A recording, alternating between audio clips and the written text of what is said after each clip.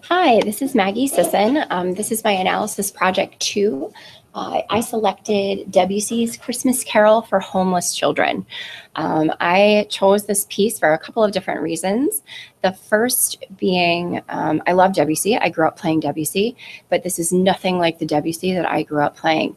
Debussy himself wrote this poem. This was published in 1915, and it was published as a protest to World War I. He wrote the poem himself, which I thought was really interesting, but it sounds nothing like a carol in the traditional sense of a Christmas carol.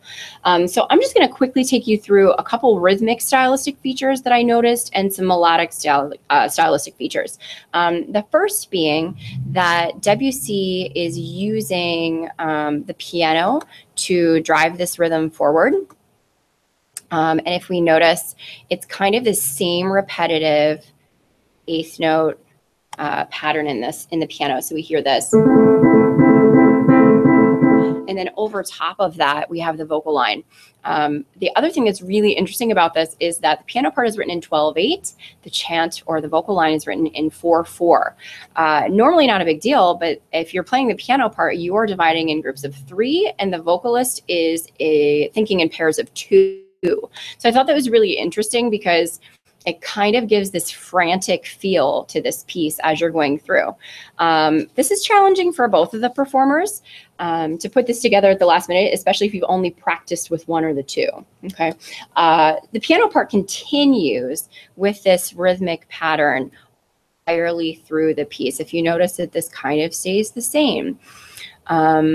When he gets to the very end, sorry, I'm making you dizzy.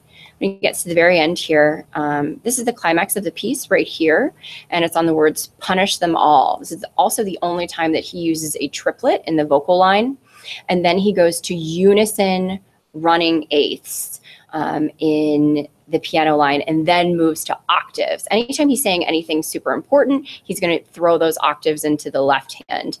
And then he ends up doing these little clusters of major seconds, minor thirds in unison in the piano part for rhythm wise. And then he continues all the way to the end with those eighths exactly like that till the very, very end. So rhythm wise, the piano part's straightforward. It's just a little tricky to play. The melodic stylistic features of this piece, I listened to a number of times. I really wanted this to be in a particular mode or a particular tonality, and I realized that it was probably more important to focus on the intervals that he was choosing to use and the space that he's using these intervals in. So if you notice in the first section of this piece, a lot of the vocal line is just moving in major seconds or in thirds. There are not a lot of jumps going on in the vocal line. And this continues through here, still using the major second, but now using it with accidentals, obviously with the E and the F sharp, and then the B to the C sharp. And this continues forward. As this piece progresses, though, he starts to widen the range of the vocalist. So we see here a perfect fifth, and he's using wider space for the vocalist in general.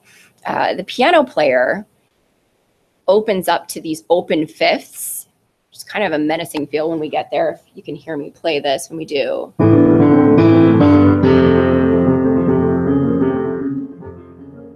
So we're playing these minor seconds in the left hand, but we still have that open fifth. And then anytime he really wants something like we brought up with the rhythm before, we were throwing the octaves into the left hand. So when I went through this, I actually kind of just looked at the melodic space between the vocal line and how it compared to the piano line, and how much space is being used as the piece progresses.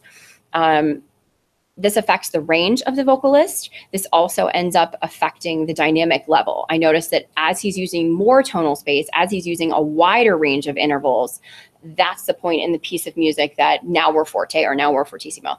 And then at the beginning, when we're not using a lot of we're using a smaller space, we're using smaller sets of intervals.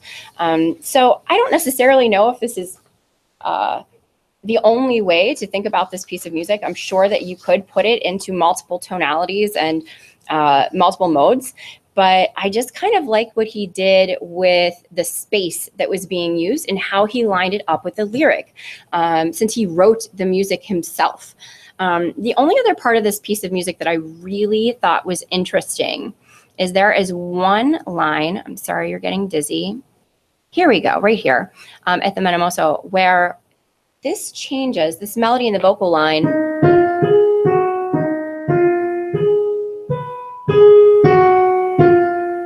And then he follows it with this tritone. But that little chunk, and the words, if you can see, it's very small, but may we please get back again our daily bread, or so give us our daily bread. So he takes this one little chunk and makes it very contemplative, and it sounds like a church hymn, or it sounds something like a chant you would hear in church. And that's the only part that kind of reels itself back. The rest of this poem is extremely angry, and very clearly in this that he's super angry about the war, and he's super, this is at his point in his life where he knows that he's dying of cancer. And I think it's pretty evident in this piece of music. So we can still say that this is Impressionism. It still has qualities of Debussy that we're used to, but in a really different way. This is a super fun piece if you are a vocalist, and it's also a really great piece if you are an accompanist. So if you haven't looked at it before, check it out. It's a really, it's a good song. That's all. Thank you so much.